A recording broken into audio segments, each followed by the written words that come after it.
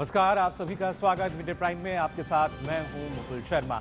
Mid day prime में आज खासतौर से बात करेंगे उन तमाम बड़ी खबरों की जो कि आज दिन भर सुर्खियों में रहने वाली हैं। जी हां, आपको बताएंगे ना सिर्फ बांग्लादेश की स्थिति क्या बनी हुई है, एक अहम फैसला शेख हसीना पर वहां पर आएगा, उसके बाद कहीं ना कहीं वहां की दशा और दिशा जो है वो फैसला तय करता नजर आएगा, किस तरह की राजनीति वहां होगी। उसके साथ साथ नजर डालेंगे बिहार पर भी, जहां नई सरकार बनाने की जो कवायद है वो तेज हो चली है और खासतौर से नीतीश कुमार जो कि अपने इस्तीफा सौंप चुके हैं गवर्नर को, उसके बाद अब कैसे सियासी हलचल वहां नजर आ रही है। साथ ही बात करेंगे पश्चिम बंगाल की भी, जहां एसआईए प्रक्रिया जो है वो और तेज होती हुई नजर आ रही है, दूसरे चरण में पहुंच चुकी है। इसके अलावा और क्या कुछ है खास खबरों में बताएंगे आपको, लेकिन सबसे पहले नजर डाल लेते हैं हेडलाइंस पर। बिहार में नई सरकार के गठन की तैयारियां तेज, सीएम नीतीश कुमार ने राज्यपाल को 19 तारीख को विधानसभा विलय करने की दी सूचना।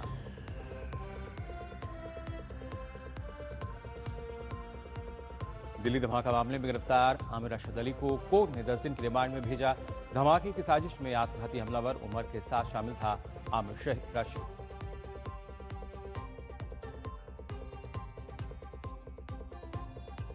बांग्लादेश की अपदस्थ पीएम शेख हसीना के विरुद्ध अपराधों के मामलों पर फैसला आज। बांग्लादेश आवामी लीग ने बुलाया देशव्यापी बंद, पार्टी ने लगाए मोहम्मद यूनुस पर गंभीर आरोप।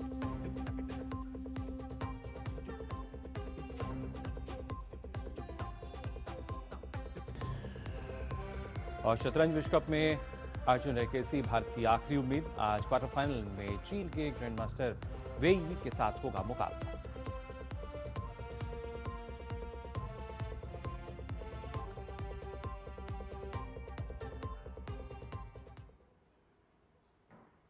और आई मिड डे प्राइम की शुरुआत करते हैं इस वक्त की बड़ी खबर के साथ। जी हां, आपको बता दें दिल्ली ब्लास्ट से जुड़ी हुई ये बड़ी खबर सामने आ रही है, जहां पर दिल्ली के लाल किला के पास कार में हुए ब्लास्ट के आरोपी आमिर राशिद अली को आज एनआईए ने पटियाला हाउस कोर्ट में पेश किया है।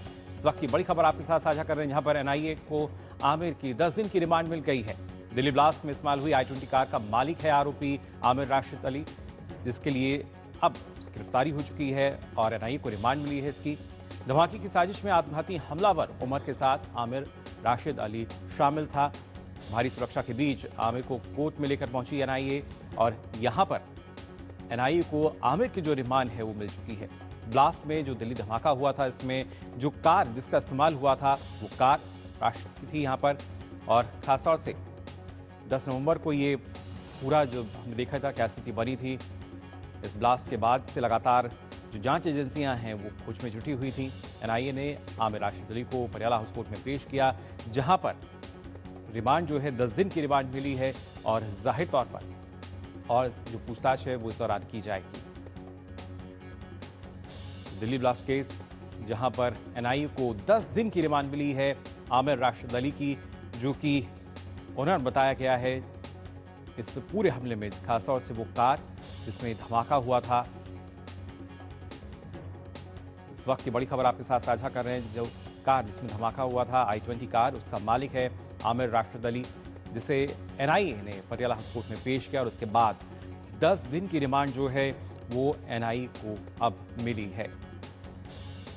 जाहिर तौर पर पूरे नेटवर्क को खंगालने में जुटी हुई हैं तमाम जांच एजेंसियां जो हैं, और यहां पर अब एनआईए जो है उसको 10 दिन की रिमांड मिल चुकी है।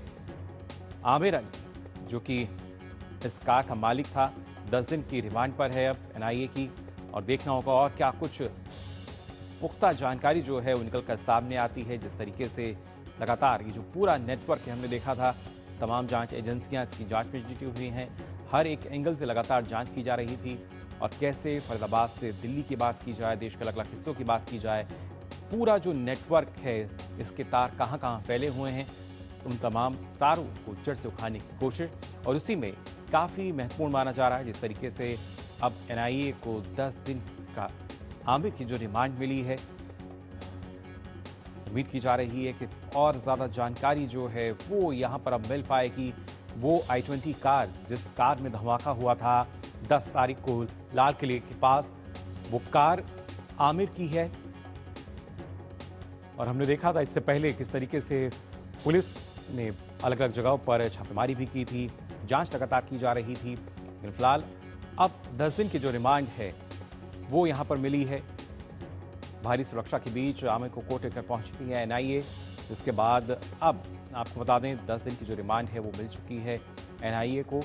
जिसमें जाहिर तौर पर और संजीदगी के साथ हम कह सकते हैं पूछताछ की जाएगी और कैसे पूरा जो नेटवर्क है, अलग अलग तार जो हैं, कैसे तमाम कड़ी दर कड़ी खुलासे हैं वो यहाँ होते हुए दिख सकते हैं। भारी मात्रा में ना सिर्फ विस्फोटक सामग्री बल्कि किस तरीके से जो दिल्ली में धमाका हुआ उसमें क्या कुछ इस्तेमाल किया गया था और क्या कुछ जानकारी है वो जाहिर तौर पर यहाँ खोजने की कवायद चल रही है। और उसी कड़ी में आमिर राशिद अली जो कि i20 कार का ऑनर है, मालिक है उस कार का जिसमें धमाका हुआ था, माना जा रहा है कि महत्वपूर्ण कड़ी के रूप में यहाँ आमिर राशिद अली को देखा जा रहा है। और देखना होगा अब 10 दिन की जो रिमांड मिली है क्या कुछ और पुख्ता जानकारी जो है वो बाहर आ पाती है। आपको बता दें इस पूरे मामले की अगर बात की जाए 10 नवंबर को लाल किले के पास एक कार में धमाका हुआ था। शाम में इस धमाके में हमने देखा था किस तरीके से कई लोगों की मौत हुई, कई लोग घायल हुए। और इस दौरान जिस कार में धमाका हुआ था उस कार का मालिक है आमिर राशिद अली, जिसे एनआईए ने पटियाला हाउस कोर्ट में पेश किया। और इस पर और जानकारी के लिए हमारे संवाददाता दिव्यांशु मल्होत्रा फिलहाल जुड़ चुके हैं। दिव्यांशु, क्या ताज़ा जानकारी मिल पा रही है? एनआईए को यहाँ पर 10 दिन की जो रिमांड है आमिर की वो मिल चुकी है, जाहिर तौर पर और खुलासे जो होंगे अब? देखिए, बिल्कुल आपको बताना चाहूंगा कि एनआईए ने ये पहली गिरफ्तारी की है इस दिल्ली ब्लास्ट मामले में। और कहीं ना कहीं आमिर को जिस तरीके से गिरफ्तार किया और आज एनआईए की टीम ने पटियाला कोर्ट में इसको पेश किया और कोर्ट ने इसको 10 दिन की एनआईए कस्टडी में भेज दिया है। जाहिर तौर पर ये पहली गिरफ्तारी है, बड़ी गिरफ्तारी है। और एनआईए ने जब कल मीडिया को जानकारी दी और उसमें साफ कहा कि जो आमिर है वो कहीं ना कहीं एक बड़ा कॉन्स्पिरेटर है, उसने उमर के साथ मिलकर जो है इस पूरी कॉन्स्पिरेसी को रचा है। और बड़ी जानकारी एनआईए ने ये दी है कि जिस गाड़ी में ब्लास्ट हुआ वो आमिर के नाम से ही रजिस्टर्ड थी, यानी कि बदरपुर में जो रॉयल कार डीलर है उससे आखिरी बार जब गाड़ी बेची गई थी तो आमिर को ही गाड़ी जो है वो बेची गई थी। और उसका जो डिलीवरी लेटर है वो भी हमारे पास मौजूद है। तो अब कहीं ना कहीं अगले 10 दिन जो है एनआईए की टीम इससे पूछताछ करती हुई नजर आएगी। एनआईए की टीम ने कोर्ट से ये भी कहा कि हमें इसको अलग अलग जगह ले जाने की जरूरत है, इसलिए हम आपसे कस्टडी मांग रहे हैं। और अब कहीं ना कहीं कश्मीर से लेकर अल-फलाह यूनिवर्सिटी से लेकर ब्लास्ट की साइट तक हम कह सकते हैं कि इसको एनआईए की टीम ले जाती हुई नजर आएगी और आगे जो है कई खुलासे हो सकते हैं।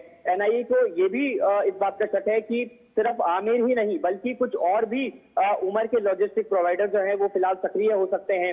और यही वजह है कि आमिर की जो कस्टडी है वो लेना बेहद जरूरत थी एनआईए की टीम को। यही वजह है कि आज जब एनआईए की टीम ने कोर्ट से कस्टडी मांगी तो कोर्ट ने उसको 10 दिन की कस्टडी में भेज दिया। जी बिल्कुल दिव्यांशु, और जिस तरीके से कोशिश यही की जा रही है कि इस पूरे नेटवर्क को खंगाला जा रहा है, कहां कहां तक इनके तार जुड़े हैं और कैसे जड़ तक पहुंचने की जो अब कवायद है वो यहां नजर आएगी एनआईए की भी। देखिए, बिल्कुल जब ब्लास्ट हुआ उसके बाद से ही जब एफआईआर हुई तो ये मामला एनआईए को एनआईए को ट्रांसफर कर दिया, क्योंकि एनआईए जो है वो काफी प्रोफेशनल एजेंसी है और जितने भी पहले टेररिस्ट अटैक जी तो बिल्कुल, तो यहाँ पर आपको बता दें एनआईए को 10 दिन की रिमांड मिली है। आमिर की ये रिमांड जो कि ना सिर्फ उस i20 कार का मालिक है जिसमें धमाका हुआ था बल्कि इसके साथ साथ किस तरीके से उमर का जो सहयोगी है वो रहा है। और इसी दौरान अगर देखा जाए जिस तरीके से दिव्यांशु हमारे संवाददाता लगातार बता रहे हैं कि जो एनआईए का प्रयास है वो यही है कि अलग अलग लोकेशंस पर यानी पूरा जो नेटवर्क है उसको कैसे खंगाला जा सकता है और किस तरह की मदद जो है वो इसमें ली जा सकती है, इसके लगातार जो कहीं ना कहीं एनआईए की जो तैयारी है वो यहाँ नजर आ रही है। और उसी वजह से लगातार जो रिमांड है वो मांगी जा रही थी। फिलहाल अब एनआईए को 10 दिन की जो रिमांड है आमिर राशिद अली की वो मिल चुकी है और देखना होगा किस तरह के और जो खुलासे हैं वो यहाँ हो सकते हैं, क्योंकि हमने देखा था फरीदाबाद की बात की जाए, दिल्ली की बात की जाए, किस तरीके से पूरा जो नेटवर्क है ये काम कर रहा था, कौन कौन इस नेटवर्क से जुड़े हुए थे और कहाँ कहाँ पर अभी भी अगर माना जाए तो क्या कहीं पर इस तरह का जो नेटवर्क है वो संचालन हो रहा है या नहीं, इसकी सारी जानकारी अब उम्मीद की जा रही है कि पूछताछ के दौरान बाहर आ सकेगी।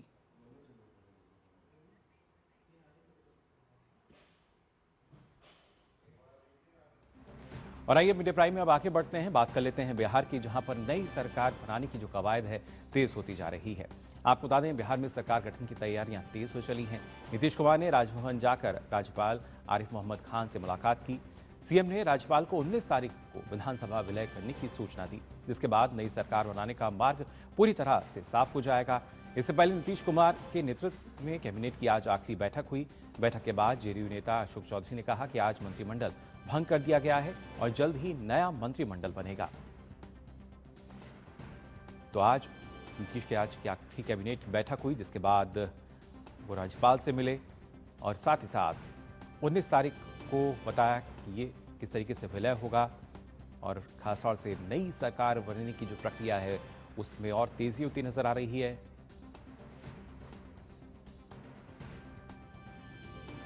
उन्नीस तारीख को विधानसभा विलय करने की सूचना है वो यहां दी गई है, यानी नई सरकार बनने की जो कवायद और तेज हो चली है।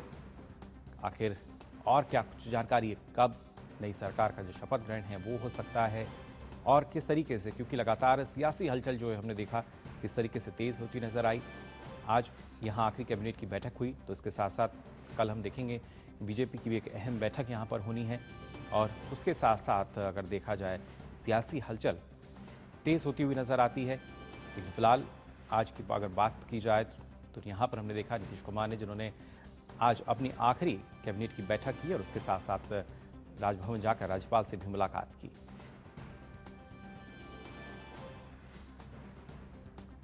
और वहीं दूसरी तरफ अगर बात की जाए तो हार के बाद लालू परिवार में मचे घमासान के बीच तेजस्वी यादव आज चुनाव में मिली हार की समीक्षा करेंगे। इसके लिए आरजेडी की बैठक बुलाई गई है। बैठक में तेजस्वी विधानसभा चुनाव में पार्टी के बेहद खराब प्रदर्शन के कारण को तलाशेंगे। इस बार आरजेडी ने 143 सीटों पर अपने उम्मीदवार खड़े किए थे, लेकिन जीत केवल 25 सीटों पर ही मिल पाई और उसी वजह से एक अहम बैठक आज मानी जा रही है, जिसमें जाहिर तौर पर यहाँ पर समीक्षा की जाएगी। जो करारी हार यहाँ पर मिली है, तमाम कांडों की समीक्षा।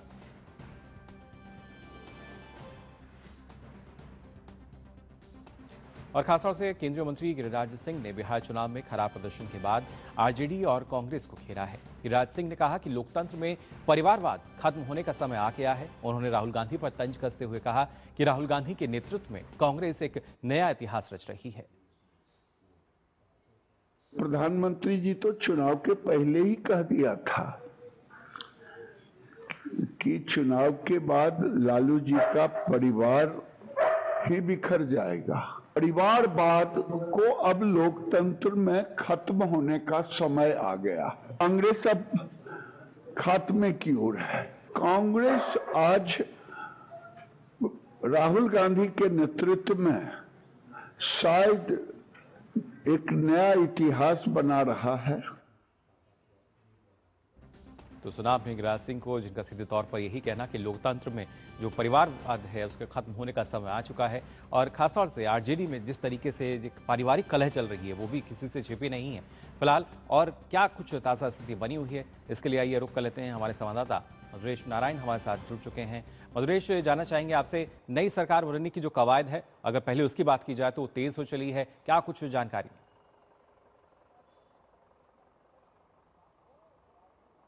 देखिए, अभी से कुछ देर पहले लगभग 11:30 के आसपास नीतीश कुमार ने कैबिनेट की बैठक ली। बैठक में सरकार को भंग करने के फैसले पर मुहर लगाई गई, जिसकी जानकारी देने के लिए सीएम अभी कुछ देर पहले डॉक्टर आरिफ मोहम्मद खान, जो कि बिहार के राज्यपाल हैं, उनके पास गए थे। राजभवन जाकर के उन्होंने जानकारी दी कि 19 तारीख को बिहार सरकार, जो वर्तमान सरकार है, उसको भंग कर दिया जाएगा। और ये जानकारी देने के बाद अभी वो सीएम हाउस पहुंच चुके हैं। बताया जा रहा है कि दोपहर 2 बजे से जदयू के विधायक दल की जो बैठक है वो भी सीएम आवास पर आयोजित की जाएगी। इसमें जितने भी विधायक हैं वो सभी शामिल होंगे। और अभी से कुछ देर पहले हमने यहाँ पे देखा था कि कुछ विधायक ऐसे थे जिनके आने का सिलसिला शुरू हो गया है। अब कुछ देर में विधायक दल की जो बैठक है वो होने वाली है। इसके साथ ही जो जानकारी मिली है उसके अनुसार कल सुबह 10 बजे के आसपास बीजेपी के विधायक दल की भी बैठक होने वाली है। इसके बाद एनडीए के संयुक्त विधायक दल की बैठक जो है उसका आयोजन किया जाएगा। और 20 तारीख को संभावित तौर पर बताया जा रहा है कि शपथ ग्रहण का जो कार्यक्रम है वो पटना के गांधी मैदान में आयोजित किया जाएगा, जिसकी तैयारी भी शुरू कर दी गई है। गांधी मैदान को पटना के जो डीएम हैं उन्होंने एक आदेश निकाला है। पटना के गांधी मैदान को अगले 20 तारीख तक के लिए आम लोगों के लिए बंद कर दिया गया है। आम लोगों का प्रवेश वहां पे वर्जित कर दिया गया है और वहां पर जो टेंट वगैरह लगाने की प्रक्रिया है वो भी आज से शुरू कर दी गई है, ताकि इस शपथ ग्रहण का जो कार्यक्रम है उसको भव्य बनाया जा सके। एनडीए की इस प्रचंड जीत के बाद जो शपथ ग्रहण का कार्यक्रम होगा उसमें एनडीए शासित राज्यों के सभी मुख्यमंत्री को निमंत्रण दिया जा रहा है। इसके साथ ही वो सभी स्टार प्रचारक जो बिहार विधानसभा चुनाव में पटना या बिहार में मौजूद थे, जनता के बीच मौजूद थे, उन्हें भी एनडीए की तरफ से इस शपथ ग्रहण समारोह में शामिल होने के लिए निमंत्रण दिया जा रहा है। जी बिल्कुल मधुरेश, यहाँ तो हम देख सकते हैं किस तरीके से सरकार गठन की जो कवायद है तेज हो रही है, लेकिन वहीं दूसरी तरफ अगर देखा जाए, आज बताया जा रहा है कि जो तेजस्वी यादव हैं वो भी एक समीक्षा बैठक करेंगे, हार के कारणों की जो पड़ताल है वो की जाएगी।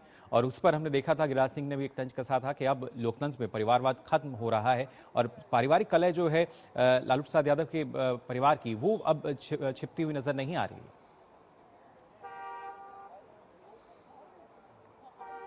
हाँ, देखिए, जिस तरीके से कल रोहिणी आचार्य ने अपने परिवार को छोड़ दिया और संजय यादव के साथ रमीज पर एक बड़ा आरोप लगाया, अपने साथ अभद्र व्यवहार को लेकर के उन्होंने जानकारी दी। इसके बाद से तेजस्वी यादव पर लगातार ये दबाव बढ़ गया था कि वो हार की समीक्षा को लेकर के कम से कम एक बैठक तो जरूर करें, क्योंकि रोहिणी आचार्य ने यह जानकारी दी थी कि जब हार के बारे में उन्होंने सवाल पूछा तभी उनके साथ में इस तरह का अभद्र व्यवहार किया गया था। इसके बाद तेजस्वी यादव जो थे वो प्रेशर में थे, जिसके बाद उन्होंने ये जानकारी दी कि उनके निवास पर ही जीते हुए विधायक और राजद के हारे हुए जो प्रत्याशी हैं उनकी एक बैठक का आयोजन किया गया है, जिसमें हार की समीक्षा को लेकर के बातचीत की जाएगी। इसके साथ ही विश्लेषण किया जाएगा कि क्या लूपहोल्स रहे जिसके कारण राजद को इतनी बड़ी हार का सामना करना पड़ा। एक तरफ बीजेपी या कहें एनडीए की प्रचंड जीत हुई है, दूसरी तरफ महागठबंधन को उतनी ही प्रचंड हार का सामना करना पड़ा है। ऐसे में तेजस्वी यादव अभी दोपहर 2 बजे अपने घर पर जो बैठक कर रहे हैं, जो समीक्षा बैठक कर रहे हैं, वो भी बेहद महत्वपूर्ण माना जा रहा है। हालांकि तेजस्वी यादव समीक्षा बैठक जरूर कर रहे हैं, लेकिन अभी तक कांग्रेस या सीपीआईएमएल की तरफ से किसी तरह की समीक्षा बैठक करने की बात नहीं कही गई है। जी, यानी अभी भी जो कुनबा है वो बिखरता हुआ ही यहाँ नजर आ रहा है महागठबंधन की अगर बात की जाए। लेकिन फिलहाल एनडीए की खासतौर से बात करें, जैसा आपने बताया कि जो नीतीश कुमार है विधायक दल की जो बैठक है वो भी होनी है, क्या कुछ खास रहने की उसमें उम्मीद, और इसके साथ साथ क्या माना जाए नई कैबिनेट के लिए जो चेहरे होंगे उसकी भी कवायद शुरू हो गई है? हाँ, निश्चित रूप से देखिए, नए चेहरे को लेकर के तो कई अटकलें लगाई ही जा रही है और जो अभी जदयू की विधायक दल की बैठक होने वाली है उसमें निश्चित रूप से नीतीश कुमार को ही विधायक दल का नेता चुना जाएगा। और जहां तक कैबिनेट की बात करें तो कैबिनेट में हमने पिछले बार भी देखा था और इसके पहले भी था कि बिहार में एनडीए में 2 उप मुख्यमंत्री के चेहरे हुआ करते हैं और इस बार भी ऐसी ही कयास लगाई जा रही है। लेकिन जो एक उप मुख्यमंत्री होगा बताया जा रहा है कि वो बीजेपी का होगा, दूसरा उप मुख्यमंत्री किसी दूसरे पार्टी के विधायक को बनाया जा सकता है, ऐसी अभी कयास चल रही है। इसके अलावा कुछ महिलाओं को भी बड़ी जिम्मेदारी देने की बात चल रही है। हालांकि जो पिछले मंत्रिमंडल के जितने मंत्री थे उनमें से एक को छोड़कर के लगभग सभी ने चुनाव में बड़ी जीत हासिल की है। ऐसे में कोई बहुत बड़ा परिवर्तन होता हुआ जो मंत्रिमंडल है उसमें नहीं दिख रहा है। हालांकि एक कयास और लगाया जा रहा है, एक कयास ये लगाया जा रहा है कि पिछले मंत्रिमंडल में एलजेपीआर जो चिराग पासवान की पार्टी है वो शामिल नहीं थी। इस बार एलजेपीआर के 3 विधायकों को मंत्री पद मिल सकता है। जी बिल्कुल मधुरेश, और इसके साथ साथ क्योंकि हमने देखा बीजेपी जो है वो सबसे बड़ी पार्टी बनकर उभरी यहाँ पर, तो क्या माना जाए उस लिहाज से भी दारोमदार जो है वो ज्यादा नजर आएगा कैबिनेट में?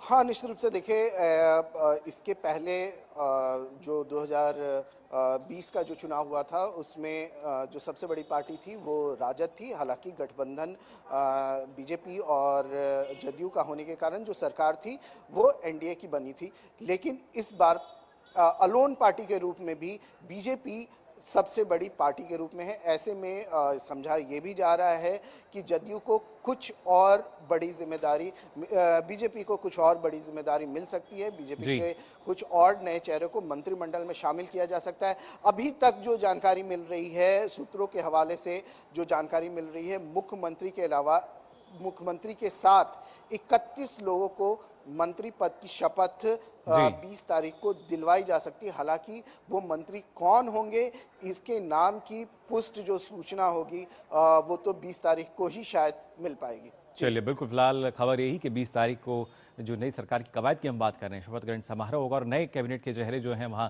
नजर आ सकते हैं। बहुत बहुत शुक्रिया मधुरेश आपका हमारे साथ जुड़ने के लिए। तो जाना आपने बिहार की अगर बात की जाए किस तरीके से नई सरकार बनाने की जो कवायद है तेज नजर आ रही है और पूरी जो प्रक्रिया है वो गति पाती हुई नजर यहाँ आ रही है। फिलहाल हम यहाँ रुक रहे हैं एक छोटे से ब्रेक के लिए, जल्द हाजिर होते हैं। क्या आपको है आकर्षक बचत विकल्पों की तलाश? LIC प्रस्तुत करता है नवजीवन श्री सिंगल प्रीमियम प्लान। एक मुश्त प्रीमियम राशि जमा करें, जीवन बीमा कवर का आनंद उठाएं, परिपक्वता पर गारंटीकृत निश्चित राशि प्राप्त करें, तरलता विकल्प भी उपलब्ध। अभी खरीदें। मौजूदा पॉलिसी धारकों के लिए आकर्षक छूट, नियम और शर्तें लागू। 2047 में कैसा होगा विकसित भारत का विकसित उत्तर प्रदेश? क्या आप चाहते हैं कि कृषि क्षेत्र में नवाचार और पशुधन की समृद्धि से बढ़े अन्नदाता की आमदनी, गांव-गांव तक पहुंचे चौड़ी सड़कें, हवाई यात्रा के लिए किसान की जेब में हो पैसे, विश्व स्तरीय शिक्षा और वर्ल्ड क्लास इलाज, बढ़े उद्योग, रोजगार, नौकरी और अपना व्यापार, रिन्यूएबल और ग्रीन एनर्जी हो यूपी में फुल, ताकि कभी न हो बत्ती गुल। डीप टेक, AI और इलेक्ट्रॉनिक संसाधनों का बिछे जाल, सांस्कृतिक धरोहर का पुनर्जागरण और गौरव काल।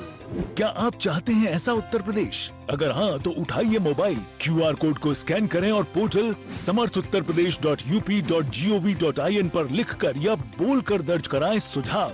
आपके सुझाव से बनेगा विकसित यूपी का रोड मैप और मूल्यवान सुझाव देने वाले किए जाएंगे सम्मानित, क्योंकि आपकी राय विकसित यूपी बनाए।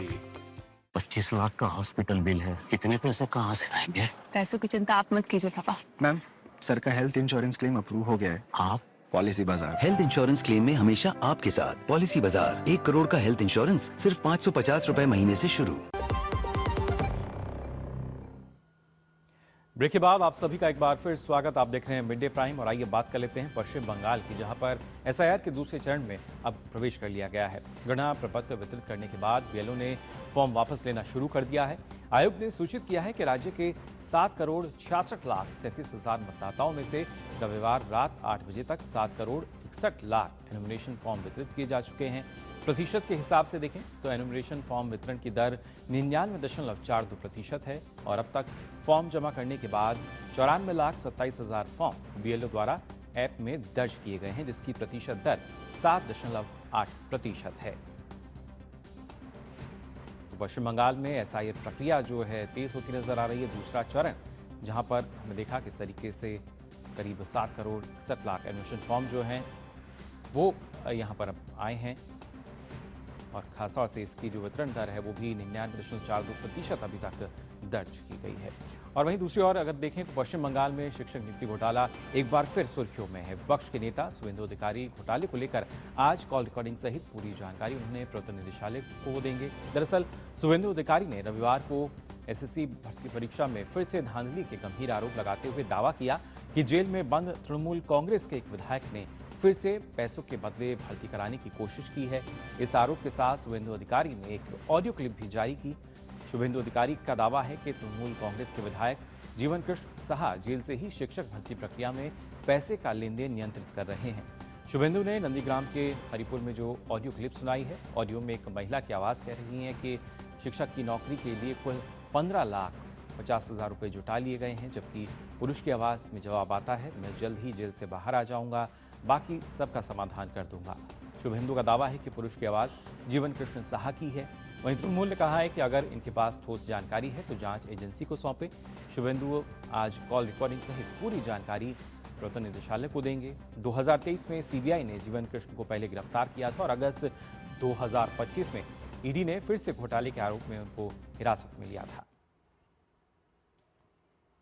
टीएमसी का एमएलए जो ब्रोकर है टीचर घोटाला में, जीवन कृष्ण शाह, जेल के अंदर से फोन में बात कर रहा है, रुपया उठा रहा है। ये हमारी स्टेट का जो एडुकेटेड अनएम्प्लॉयड यूथ 5 लाख से ज्यादा जो एग्जाम दिया था, उसका साथ ममता बनर्जी ने विश्वासघातक का काम किया है। उनकी सर्वनाश करने का काम ये ममता बनर्जी की सरकार कर रहा है।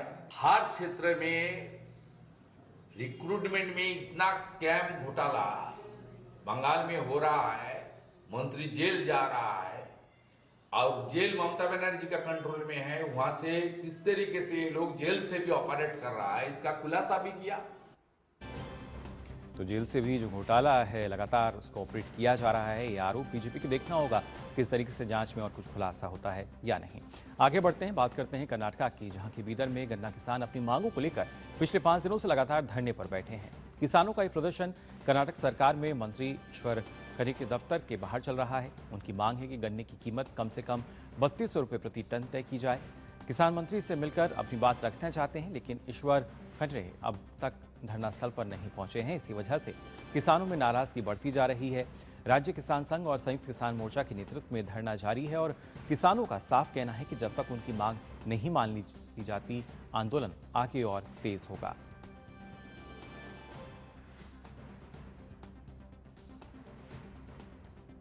इसके साथ ही कर्नाटक के कलबुर्गी की बात करें तो गन्ना किसान यहां पर सड़कों पर उतर गए हैं। किसानों का आरोप है कि शुगर मिलों ने 3160 रुपये प्रति टन देने का वादा किया था, लेकिन अब 2900 से 3000 रुपये प्रति टन की किसानों को ही दिए जा रहे हैं, जिससे किसान नाराज हैं और जिला प्रशासन और सरकार के खिलाफ फिर प्रदर्शन शुरू कर दिया गया है। किसानों का साफ कहना है कि शुगर मिलों को तय कीमत कम से कम देनी होगी। बात उत्तर प्रदेश की, जहां पर संभल की शाही जामा मस्जिद के मुख्य गुंबद का निरीक्षण करने के लिए पहुंची भारतीय पुरातत्व विभाग की टीम को निरीक्षण करने से रोकने के मामले में कार्रवाई हुई है। मस्जिद की इंतजामिया कमेटी के 2 लोगों पर एफआईआर दर्ज की गई है। इन पर एएसआई के अधिकारियों को निरीक्षण करने से रोकने और सरकारी काम में बाधा डालने का आरोप है।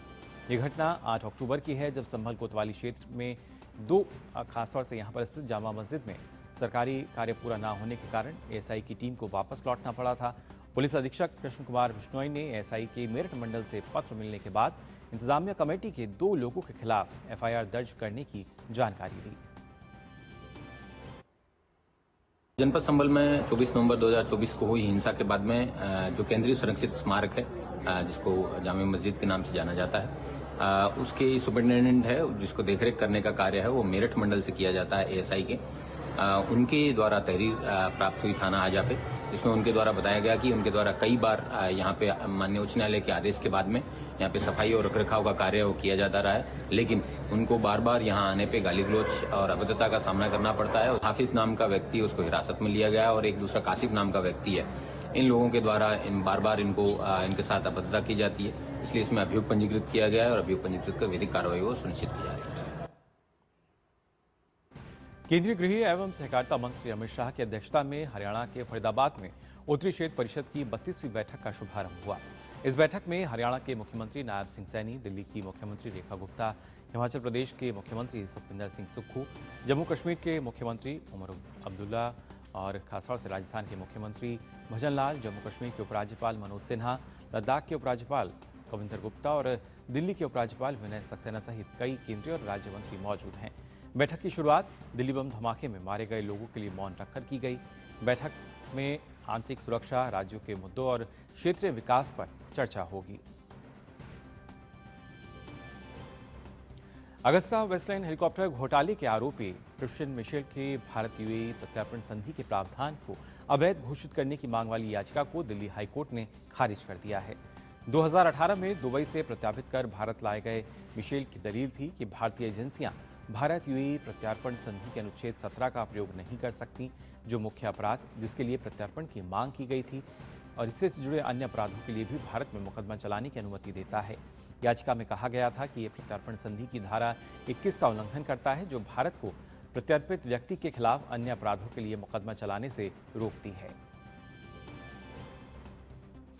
और खबर सऊदी अरब से, जहां पर मक्का से मदीना जा रही भारतीय तीर्थयात्रियों की बस एक भीषण हादसे का शिकार हो गई। घटना की जानकारी मिलते ही तेलंगाना के मुख्यमंत्री अनुमुला रेवंत रेड्डी ने इस भीषण दुर्घटना पर गहरा दुख व्यक्त किया है। रेवंत रेड्डी ने मुख्य सचिव और पुलिस महानिदेशक को घटना की पूरी जानकारी उनसे प्राप्त करने को कहा है। साथ ही मुख्यमंत्री ने इस घटना के संबंध में विदेश मंत्रालय और सऊदी दूतावास के अधिकारियों से संपर्क करने और तुरंत आवश्यक राहत उपाय करने के निर्देश दिए हैं। इस घटना से संबंधित विवरणों और राहत उपायों की निरंतर निगरानी और मृतकों के परिवारों और रिश्तेदारों को जानकारी प्रदान करने के लिए सचिवालय में कंट्रोल रूम बनाया गया है। साथ ही हेल्पलाइन नंबर जो हैं वो जारी किए गए हैं। हेल्पलाइन नंबर्स की अगर खासतौर से बात की जाए तो ये नंबर है 7997959754, साथ ही 9912919545। हेल्पलाइन नंबर जो हैं ये जारी किए गए हैं। सऊदी अरब में मक्का से मदीना में हुए इस हादसे के बाद परिजनों ने केंद्र और संबंधित राज्य सरकार से मदद की अपील की है। हैदराबाद से उम्रे के लिए गया हुआ था मक्का मुकर्रमा सऊदी अरबिया। मदीने मुनव्वरा पहुंचने से पहले 25 किलोमीटर पहले एक वाकया पेश आया, हादसा हुआ, बस जल चुकी है। ऐसी वीडियोस और फोटोज हम तक पहुंची। जैसे फोटोज पहुंची हम travel agent Al Makkah tours and travels के पास पहुंचे, इनसे बात की। फिर हमने असद साहब को कॉल किया, बैरिस्टर असदुद्दीन अवैसी साहब ने मुझसे खुद बात की और वहाँ के आला अहदेदारों से बात की, वहाँ की एम्बेसी से जो भी है बात की। फिर मुश्ताक साहब से बात करके जफर साहब को भी यहाँ भेजा गया है। अभी देखते हैं सिचुएशन क्या है। वहाँ की कोई इन्फॉर्मेशन अभी तक तो इतनी ही आई है। मेरी फैमिली के 7 मेंबर्स है, बोल चुका हूँ मैं, जिसमें से 3 जो है लेडीज है, 4 जेंट्स है इसके अंदर। हमारे बोलते 10 आदमी महिला के है और वो यहाँ से 9 तारीख को निकले वो लोग। 9 तारीख को जाके उमरा करके मदीने की तरफ बस से जा रहे थे। 25 किलोमीटर पहले मदीने में बस को आग लग गई, जिसमें से बोलते सो आग की आईना फोड़ के बच्चा, हमारा शोएब बोल के हमारी गली का ही बच्चा है, वह आईना फोड़ के बोलते सो बस में से कूद गया और ड्राइवर कूद गया और 42 लोग बोलते उसी में थे, उसमें से कोई भी बाहर नहीं निकले। अब इन लोगों का क्या कंडीशन है, क्या है, कुछ भी नहीं मालूम। मेरे मदर इन लॉ है रईस बेगम, उम्रे के लिए गए थे, तो वहाँ पे उम्रा करे बाद से वहाँ से फिर वो लोग जो है मदीने के लिए निकले थे। तो रास्ते में जो है एक्सीडेंट होने की वजह से ये बताया गया कि सारे लोग का इंतकाल हो गया बोलकर। तो अभी हम कंफर्मेशन के लिए वेट कर रहे हैं। हम कंफर्म तो करें कि हो गया बोल के, ट्रेवल्स वालों के पास से आया अपडेट के हो गया इंतकाल बोल के, लेकिन वहाँ से हमारे को अपडेट अभी कुछ भी नहीं आया कि मतलब क्या कंडीशन में है, क्या है, ऐसा कुछ भी अपडेट नहीं है। तो तेलंगाना गवर्नमेंट से रिक्वेस्ट है कि आप इसके लिए कार्रवाई करिए, कार्रवाई करके हमारे जो गुजर चुके हैं उनके लिए करिए। और मेरे खाला भी है, मुरादनगर में रहते वो, उनकी बेटी है, उनका भी इंतकाल हो गया वहाँ पे। टोटल 5 मेंबर्स है फैमिली के हमारे पास। 7 तारीख को उम्रे के लिए से रवाना हुए थे फैमिली के तरफ से। सुबह मालूम हुआ कि फजर में वहाँ पे हादसा हुआ और वहाँ पे नाइट 1:30 के करीब हुआ। वो कुछ टैंकर से एक्सीडेंट हुआ उनका बस का। और हम गवर्नमेंट से अपील है कि बॉडीज़ और कुछ हेल्प हो जाता है जल्द से जल्द हेल्प करिए। और हमारे एमपी साहब से, असदुद्दीन अवैसी साहब से और हमारे लोकल लीडर एमएलए साहब, उनसे भी हम कांटेक्ट में जा रहे हैं कि कुछ ना कुछ हेल्प हो। और सऊदी अरब में इस हादसे में हुए भारतीय नागरिकों की मौत पर उपराष्ट्रपति सीपी राधाकृष्णन ने संवेदना जताई है। सोशल मीडिया प्लेटफॉर्म एक्स पर उपराष्ट्रपति ने लिखा है कि सऊदी अरब के मदीना के पास भारतीय नागरिकों से जुड़ी एक दुखद सड़क दुर्घटना से अत्यंत दुखी हूँ। इस कठिन समय में मेरी संवेदनाएं प्रभावित परिवारों के साथ हैं। शोक संतप्त परिवारों के प्रति हार्दिक संवेदना और घायलों के शीघ्र स्वस्थ होने की प्रार्थना। पीएम मोदी ने सऊदी अरब में हुए बस हादसे पर दुख जताया है। प्रधानमंत्री ने एक्स पर लिखा कि मदीना में भारतीय नागरिकों से जुड़ी दुर्घटना से मुझे गहरा दुख हुआ है। मेरी संवेदनाएं उन परिवारों के साथ हैं जिन्होंने अपने प्रियजनों को खो दिया है। मैं सभी घायलों के शीघ्र स्वस्थ होने की कामना करता हूं। रियाद स्थित हमारा दूतावास और जेद्दा स्थित वाणिज्य दूतावास हर संभव सहायता प्रदान कर रहे हैं। हमारे अधिकारी सऊदी अरब के अधिकारियों के साथ भी निरंतर संपर्क में हैं। और सऊदी अरब में हुए हादसे पर जेद्दा में भारतीय महावाणिज्यिक दूतावास ने दुख जताया है। साथ ही एक्स पर पोस्ट करते हुए हेल्पलाइन नंबर भी यहां पर जारी किए गए हैं। सऊदी अरब के मदीना के पास भारतीय उमरा तीर्थयात्रियों के साथ हुई दुखद बस दुर्घटना को देखते हुए जेद्दा स्थित भारतीय महावाणिज्य दूतावास में एक 24/7 नियंत्रण कक्ष स्थापित किया गया है। हेल्पलाइन नंबर के तौर पर टोल फ्री नंबर जारी किए गए हैं। नंबर हैं 800-244-0003। इसके साथ साथ 0122614093 और 0126614276 नंबर जारी हुए हैं। इसके अलावा एक व्हाट्सएप नंबर भी जारी किया गया है जो कि 055-612-2301 है।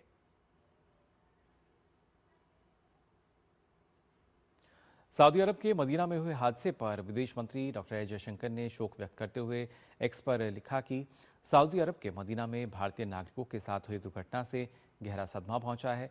रियाद स्थित हमारा दूतावास और जेद्दा स्थित वाणिज्य दूतावास इस दुर्घटना से प्रभावित भारतीय नागरिकों और उनके परिवारों को पूरी सहायता प्रदान कर रहे हैं।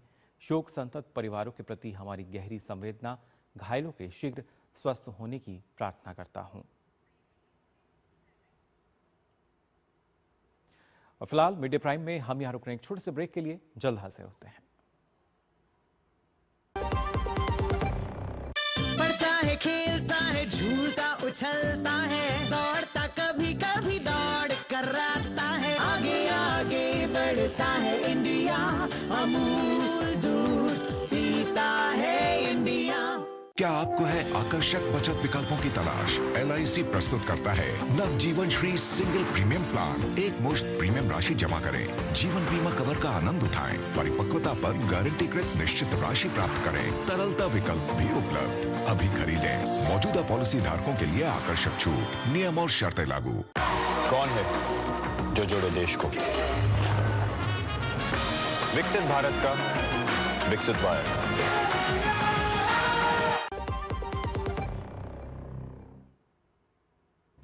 ब्रेक के बाद आप सभी का एक बार फिर स्वागत मिड डे प्राइम में। अब आइए बात करते हैं COP30 की। जी हाँ, COP30 नेताओं के शिखर सम्मेलन में भाग लेने के लिए केंद्रीय मंत्री भूपेंद्र यादव ब्राजील के बेलम पहुंच गए हैं। भूपेंद्र यादव यहां जलवायु परिवर्तन पर होने वाली चर्चा में भाग लेंगे। भूपेंद्र यादव ने COP30 में सार्थक बातचीत की आशा व्यक्त की है। उन्होंने सोशल मीडिया प्लेटफॉर्म X पर इससे संबंधित जानकारी साझा की है। उन्होंने लिखा है कि सम्मेलन में जलवायु परिवर्तन, वार्ता, अनुकूलन और अन्य महत्वपूर्ण मुद्दों पर भारत का दृष्टिकोण रखा जाएगा। काफी महत्वपूर्ण जलवायु के मुद्दों पर। और बढ़ते हैं आगे, आपको बता दें भारतीय नौसेना 24 नवंबर को अपने स्वदेशी जहाज निर्माण अभियान में एक और महत्वपूर्ण उपलब्धि हासिल करने जा रही है।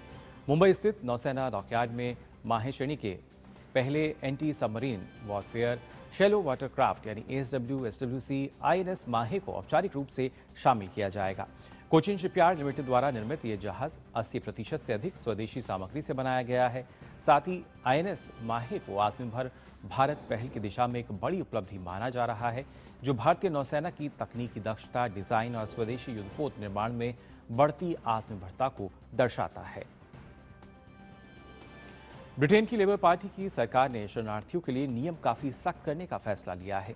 सरकार ने कई सुरक्षा प्रावधान घटाने और कई तरह की सुविधाएं बंद करने की घोषणा की है। सरकार का कहना है कि ये कदम अवैध प्रवास पर रोक लगाने के लिए जरूरी है। नए नियम डेनमार्क के सख्त मॉडल के तर्ज पर बनाए जा रहे हैं। माना जा रहा है कि प्रधानमंत्री कीर स्टारमर पर रिफॉर्म यूके जैसी एंटी इमिग्रेशन पार्टी का काफी दबाव है, जिसकी लोकप्रियता तेजी से बढ़ रही है। इसी कारण सरकार ने अपनी नीति और कड़ी कर दी है। वहीं गृह मंत्री शबाना महमूद ने साफ कहा है वह शरणार्थियों को मिलने वाला गोल्डन टिकट यानी आसान फायदा खत्म करेंगी। अभी तक शरणार्थी दर्जा 5 साल के लिए मिलता था, जिसके बाद लोग अस्थायी निवास और फिर नागरिकता के लिए आवेदन कर सकते हैं। लेकिन अब गृह मंत्रालय ने इस अवधि को घटाकर सिर्फ 30 महीने करने का फैसला किया है। यानी शरणार्थियों को लंबे समय तक सुरक्षित दर्जा मिलना अब पहले जैसा आसान नहीं रहेगा।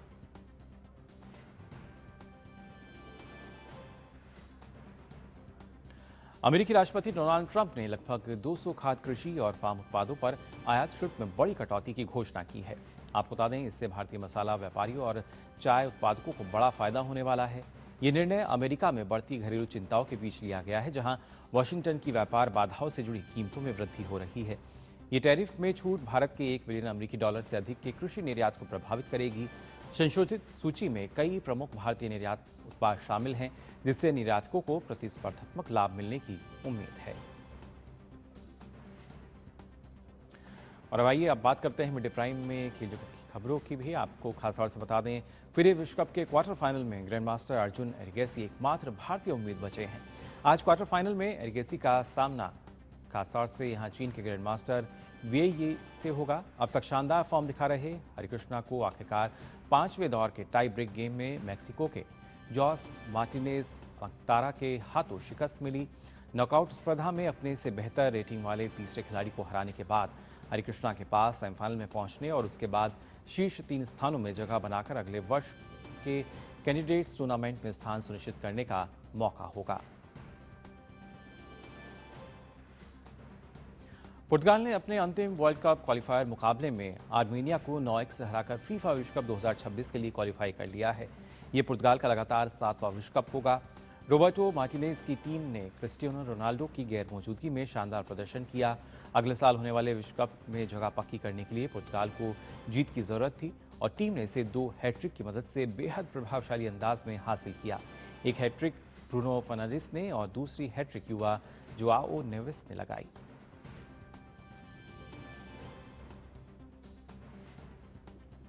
साल 2025 में सरफराज प्रतिद्वंदिता के अंतिम मुकाबले में बाजी जैनिक सिनर के नाम रही। विश्व नंबर 2 सिनर ने शीर्ष वरीयता प्राप्त कार्लोस अल्कराज को हराते हुए एटीपी फाइनल्स का खिताब अपने नाम किया। ये साल सिनर अल्कराज दोनों के बीच छठा मुकाबला था। सिनर ने लगातार दूसरा एटीपी फाइनल्स खिताब जीता। यह एटीपी फाइनल्स में सिनर की लगातार 10वीं जीत है। सिनर की अल्कराज के खिलाफ इस साल दूसरी जीत है। पहली जीत उन्होंने विंबलडन फाइनल में दर्ज की थी।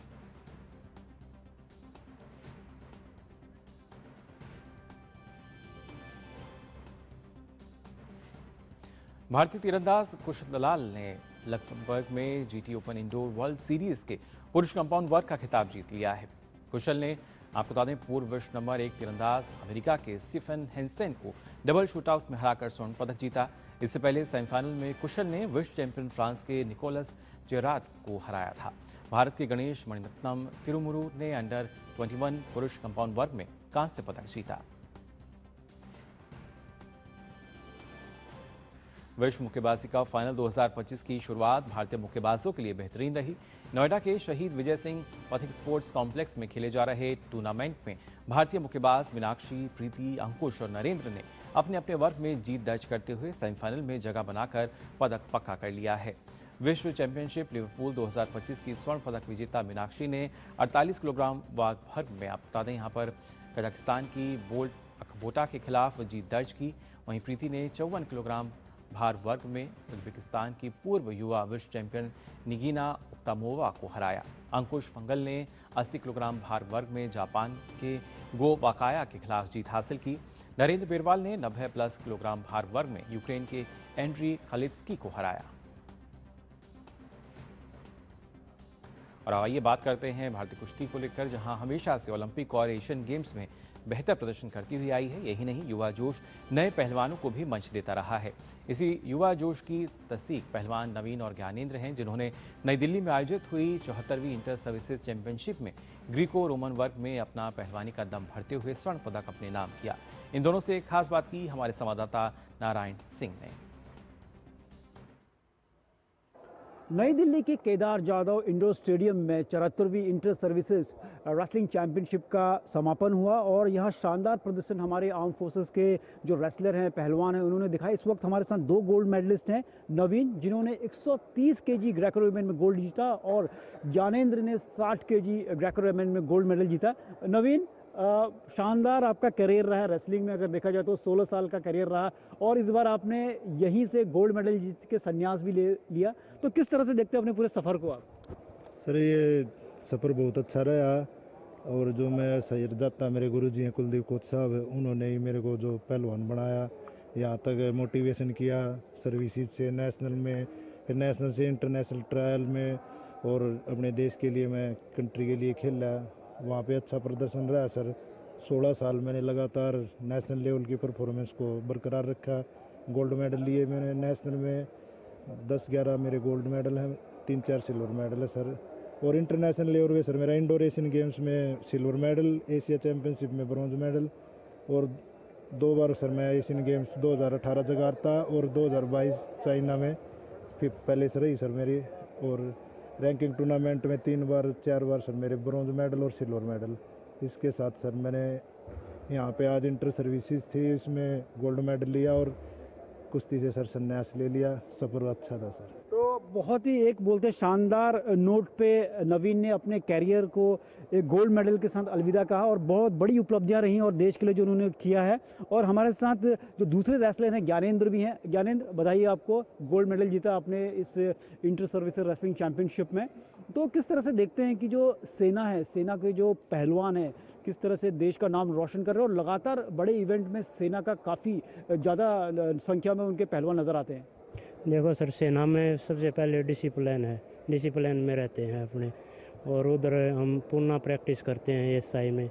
वो सब आर्मी का सबसे, इंडिया का सबसे अच्छा सेंटर है, वहाँ हम प्रैक्टिस करते हैं और वहीं से हमने सब कुछ मिला है। उधर हमारे कोच हैं रविंद्र खत्री, अनिल कोच है, एक विनायक दलवी है, और तो उनकी देख रेख में हम प्रैक्टिस कर रहे हैं। अभी अगला कंपटीशन मेरा एशियन गेम्स की तैयारी है, एशियन गेम्स 2026 में है, तो उसकी तैयारी कर रहे हैं।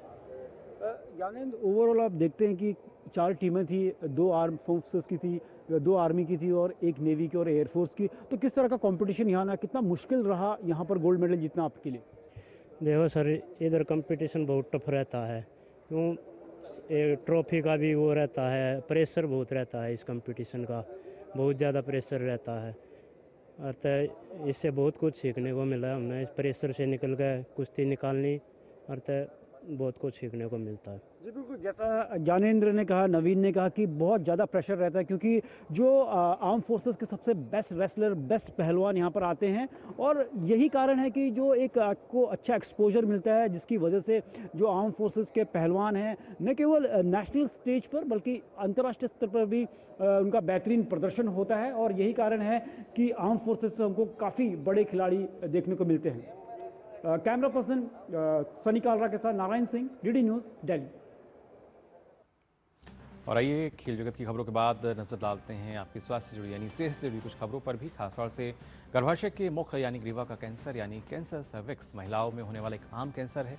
इसकी जल्द पहचान हो सकती है। आज विश्व गर्भाशय ग्रीवा कैंसर उन्मूलन दिवस पर आइए देखते हैं हमारी एक खास रिपोर्ट।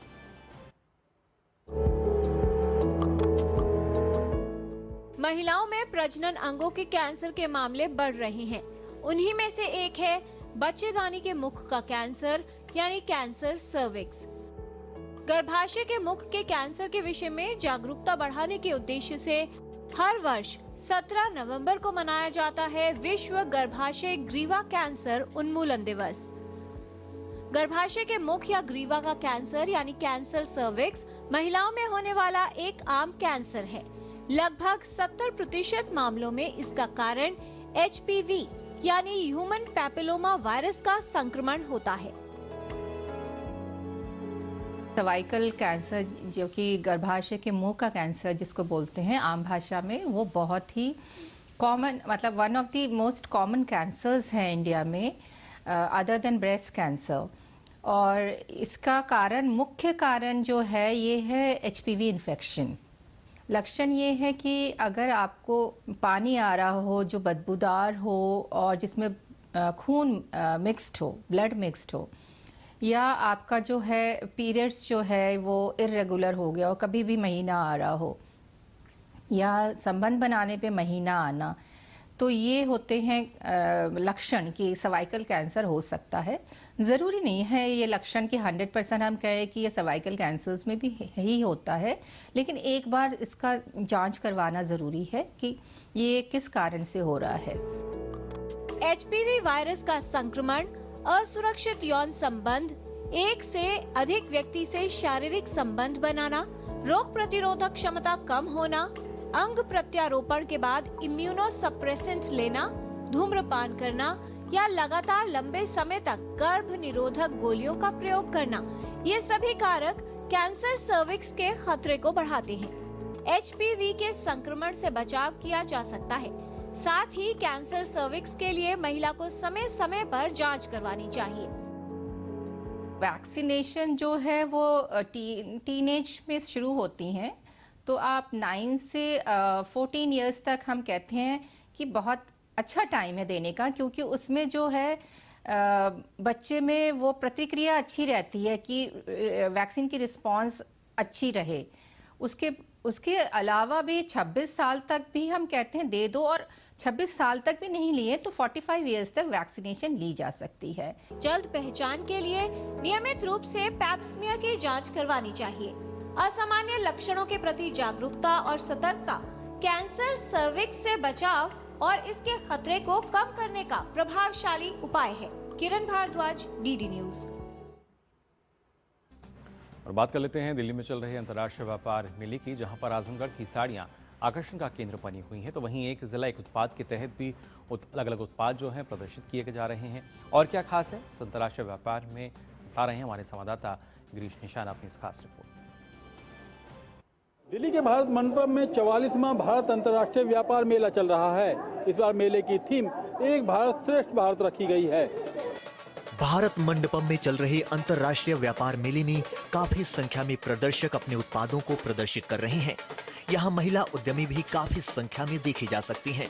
इस अंतर्राष्ट्रीय व्यापार मेले का प्रदर्शकों को बेसब्री से इंतजार रहता है। पूरे साल भर हमें ट्रेड फेयर का इंतज़ार रहता है, क्योंकि इंटरनेशनल लेवल पे ये जब मेला होता है तो हमें बहुत अच्छा लगता है कि हमारे B2B संपर्क बनते हैं। रिटेल में भी हमारा प्रोडक्ट काफ़ी सेल होता है। उत्तर प्रदेश के आजमगढ़ से आए मोहम्मद ताबिश भी हर साल की तरह इस बार सिल्क की साड़ियां लेकर यहां पहुंचे हैं। इस बार रंग का टिश्यू और खड्डी मोगा साड़ियां भी आकर्षण का केंद्र बनी हुई हैं।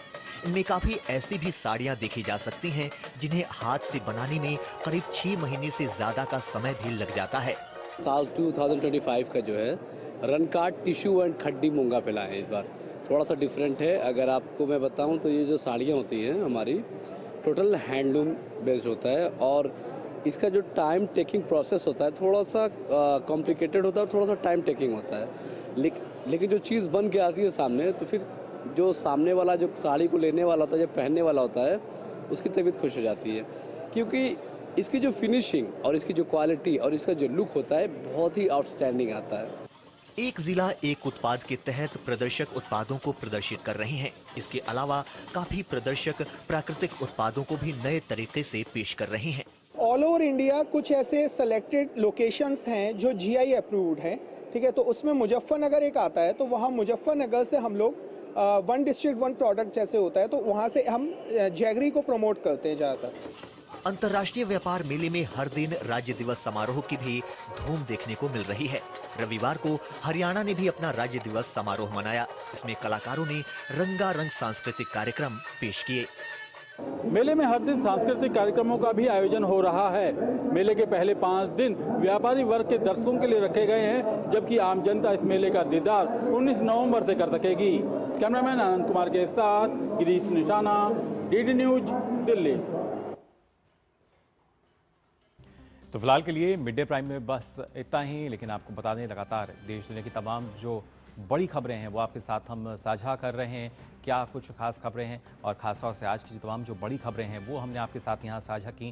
खासतौर से अगर बात की जाए बांग्लादेश की, जहाँ पर आपको बता दें एक अहम फैसला शेख हसीना पर जो फैसला है वो आना है, और जिसकी हम कह सकते हैं प्रक्रिया जो कि शुरू हो गई थी। और ख़ासतौर से ये फैसला इसलिए अहम माना जा रहा है क्योंकि अगर देखा जाए जिस तरीके से बांग्लादेश में जो हालात बने जुलाई और अगस्त के महीने में, और उसके बाद से लेकर जिस तरीके से लगातार विरोध प्रदर्शन, हिंसक प्रदर्शन हुए और उसके जो आरोप शेख हसीना पर लगे, और माना यही जा रहा है कि अहम फैसला जो है जिसकी प्रक्रिया शुरू हो चुकी है वो कुछ ही देर में यहाँ पर आ जाएगा। और इसके साथ साथ अगर देखा जाए, क्योंकि कहीं ना कहीं बांग्लादेश की जो स्थिति है और राजनीतिक रूप से भी अगर देखा जाए तो उम्मीद यही है कि एक नई दशा जो है वो यहाँ तय होती नज़र आएगी। और इसलिए काफ़ी महत्वपूर्ण है क्योंकि जो चुनाव हैं वो होने वाले हैं, लेकिन उससे पहले ये फैसला आना जो कि कहीं ना कहीं राजनीतिक रूप से अगर देखा जाए उतना ही महत्वपूर्ण हो जाता है। हालांकि इससे पहले शेख हसीना जो हैं अपने कई बयान में इस बात का जिक्र कर चुकी हैं कि वो बांग्लादेश फ़िलहाल नहीं जाएंगी जब तक उनकी जो पार्टी है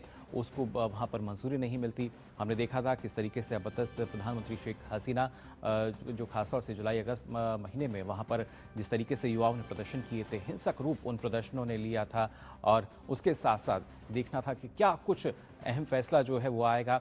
लेकिन उम्मीद यही की जा रही है कि ये फैसला जल्द आएगा और वो तमाम अपडेट आप तक हम पहुंचाएंगे। फिलहाल के लिए मिड डे प्राइम में बस इतना ही। दीजिए अनुमति। नमस्कार।